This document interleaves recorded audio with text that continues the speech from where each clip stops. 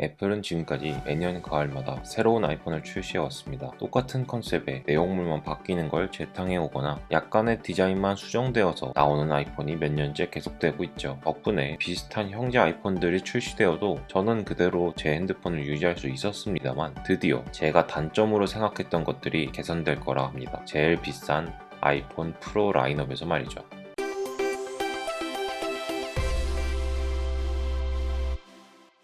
현재 저는 아직도 아이폰 XS 맥스를 사용하고 있습니다. 2018년 구매 당시에도 업그레이드를 하면서 유튜브나 해볼까 하고 일단 비싼 걸 사면 하겠지 라는 마음으로 영상 촬영을 목적으로 구매했었기 때문에 당시 풀용량이었죠. 512기가 SSD가 탑재된 아이폰으로 구매를 했었죠. 결과는 아주 대만족이었습니다. 매번 용량이 가득 찼다는 메시지를 안 봐도 돼서 좋았고, 오프라인 동영상을 일단 다 받아두고 나중에 지워도 될 만큼 넉넉한 용량 인심이 정말 최고였거든요.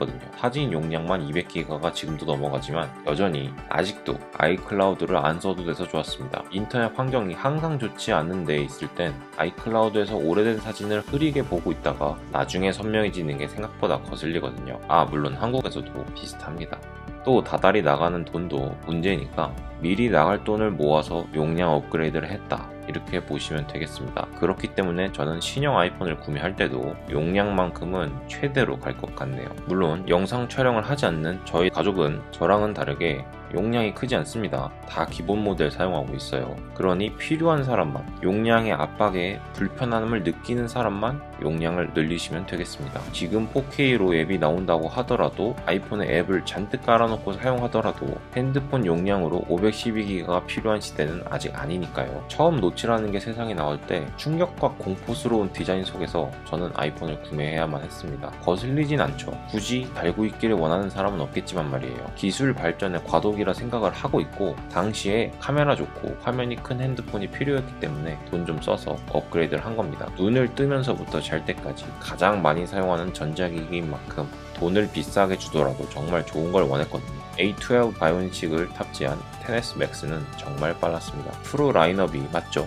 그러다 보니 못 써먹을 정도로 느려진다거나 하지 않는 이상 다음 아이폰을 살 때까지 버틸 생각이었거든요. 그래서 기준을 정했습니다. 노치가 없어질 때쯤 사도 되지 않을까 라는 생각이었죠. 애초에 지금 사용하고 있는 XS 맥스도 여전히 현역이고 여전히 빠릅니다. 느려지지 않았어요. 실생활에 전혀 불편함이 없고 기스 하나 없이 있는 그대로 사용 가능한 상태죠. 여기서 한 2년은 더 써도 될 것 같고, 잘 쓰면 3, 4년도 무리 없이 쓸 수 있습니다. 기술은 이미 한계치까지 발전이 되어 있고, 여기서 신기술이 나와서 더 나은 스펙이 필요로 하지 않는 이상 핸드폰은 2018년 아이폰이어도 전혀 문제가 없습니다. 대부분의 촬영도 여전히 2018년에 출시한 제 아이폰 XS 맥스로 촬영을 하고 있고요. 약간의 버벅임조차 없고, 램 용량 관리를 사용자가 직접 안 해줘도 되는 아이폰인 만큼 단연된 아이폰에서 루마 표준으로 손쉽게 이루어지고 있으니까 성능 면에선 여전히 문제가 없다는 게 문제입니다.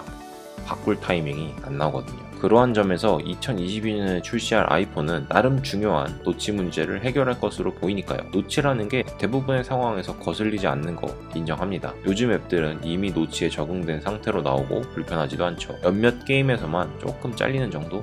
여기서 잠깐 사족을 달자면 노치에 대해선 전 이렇게 생각합니다. 아무도 핸드폰이 없던 시절 휴대전화가 없어서 불편했나요? 모두가 없다면 그런 거 없어도 불편하지 않죠. 불편함과 편함도 상대적인 겁니다. 마찬가지입니다. 다 노치를 쓸 수밖에 없었을 때에는 불편하지 않지만, 삼성 갤럭시 시리즈의 펀치홀 디스플레이가 몇 년째 장착되어 있고 다른 핸드폰들도 이제 펀치홀을 쓰고 있는데 더 넓고 더 깨끗한 공간을 가진 걸 보다 보면 잘 팔리는 아이폰이 그러한 노치를 아직도 가지고 있었다는 점에서 불편했던 건, 아쉬웠던 건 사실입니다. 다행인 건 애플이 삼성처럼 펀치홀 디스플레이를 사용할 거라고 하니까 구멍이 중앙에 뚫릴지 옆에 박힐지는 조금 지켜봐야겠지만, 이제 지긋지긋한 노치는 안녕.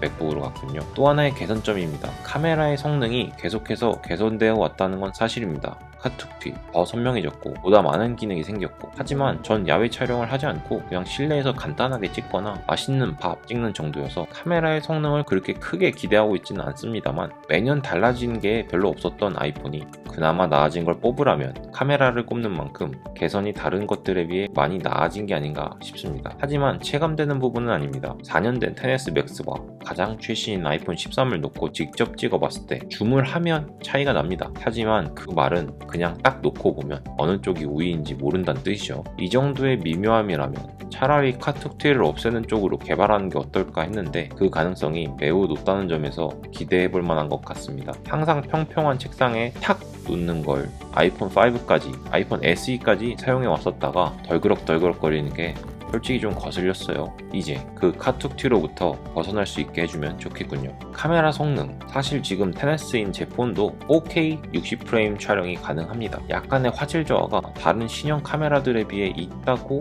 말씀드리고 싶으나 사실 별로 없습니다. 여전히 XS의 카메라 성능은 아이폰 13과 비교해도 일반인의 기준으로 무리 없습니다. 여러분은 이 사진들을 보고 어느 쪽이 XS고 어느 쪽이 13인지 구분이 가능하신가요? 저는 아닙니다. 그냥 필터가 조금 추가되고 표현력, 선명도의 개선은 많이 이루어졌으나 실사용에 불편함은 없는 수준입니다. 영상 촬영을 하는 제 기준에도 말이죠. 편집을 다이나믹하게 하려면 최신 기술이 들어간 카메라가 필요할 수 있으나 없어도 문제는 없다. 그나마 펀치홀 디스플레이가 전면부 카메라에 2개를 단다는 얘기가 있어서 셀카 쪽에 조금 더 신경을 쓴 스펙 향상보다는 편의성 향상에 중점을 둘 것 같습니다. 아직 단점은 많이 남아 있습니다. 충전 단자. 같이 일하는 직장 동료는 갤럭시를 사용하고 있는데 거기까진 좋아요. 그런데 충전기가 딱 하나입니다. 노트북을 충전하는 포트로 핸드폰도 충전합니다. 저는 거기서 충격을 받았습니다. 기기마다 충전 케이블이 달라야만 했던 맥북과 아이폰이랑은 다르게 그 녀석은 한 개만 쓰거든요. 저는 항상 선이 2개씩 있어야 돼서 충전기도 2개가 필요하다 보니까 그 불편함을 잊기 위해 제 사무실에 아이폰 충전기를 하나 더 두고 쓰고 있었다는 걸요. 아이폰 충전기가 있으니 괜찮아 라고 할 수 있습니다. 하지만 불편한 건 단점이 맞습니다. 이미 아이패드는 타입C로 넘어갔고 맥북도 타입C로 충전이 되죠.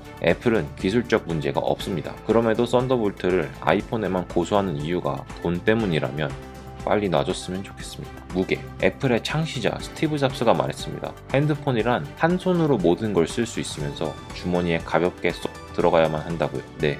지금의 아이폰과는 거리가 멉니다. 청바지만 입으면 운전 중에 주머니 속에서 울리는 아이폰 맥스를 꺼낼 수 없었던 경험, 저만 그런 건 아닐 겁니다. 앉은 상태로 폰을 못 꺼내서 몸을 앞으로 쭉 뺀 상태로 꺼내거나 반쯤 일어나서 꺼냈던 그 순간들, 또 핸드폰 파지는 어떻게 변했습니까? 아이폰 4, 5 때만 해도 그럴 필요가 없었는데 지금의 대화면이 되면서 새끼손가락이 혹사당하지 않으셨습니까? 현대인에게만 발생하는 기괴한 구조의 새끼손가락 외면하지 마십시오. 무거운 핸드폰이 원인이니까요. 손목에도 안 좋습니다. 나열하자면 끝이 없지만 무거워서 얻는 이득이 이젠 없는 만큼 기술적으로 발전이 많이 이루어진 지금 다시 낮추는 거로 돌아갈 시간입니다. 이제 다음은 내구성을 유지하면서 무게를 가볍게 낮추면 되겠습니다. 어떻게 하냐고요? 그건 엔지니어분들 화이팅입니다. 한 번도 사용한 적이 없었던 아키텍처를 출시하는 만큼 다른 쪽은 좀 덜 건드려도 오케이입니다. 노치와 카툭티만 해결해줘도 아이폰 10주년을 의미하던 10부터 13까지 대부분의 아이폰 유저가 관심 가질 수밖에 없는 그 불편함들을 모두 해소해줄 것이니까요. 그런 루머가 확정되는 2022년 아이폰 14 공개일 저는 프리오더를 바로 풀옵션으로 할 예정입니다. 무게가 220g이 넘어가겠지만 말이에요. 근력 운동을 좀 해야겠군요. 다음 아이폰은 무게가 100g대로 가벼워지는 날 업데이트를 하지 않을까 싶습니다. 영상이 도움이 되었다면 좋아요, 구독, 댓글 부탁드리고 저는 디지트였습니다.